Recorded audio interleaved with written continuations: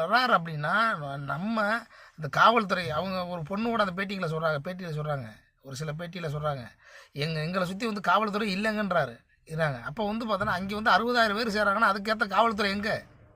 ஏன் உங்களை கட்டுப்படுத்த முடியல உங்களால்?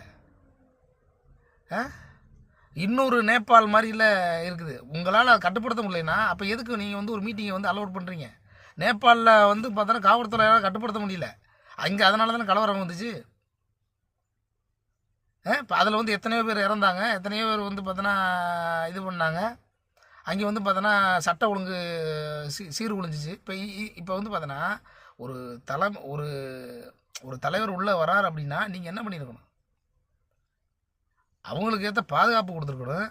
அப்போ வந்து பார்த்தோன்னா இப்போ 60,000 பேர் கூடுறாங்க அப்படின்னு அவங்க முன்னாடி சொல்லிட்டாங்கல்ல. அவங்க ஏற்கனவே வந்து அவங்க கொடுக்கக்கூடிய இதுலேயே கொடுத்துருக்காங்க. 60,000 பேர் வந்து கூடுவாங்க அப்படின்னு வந்து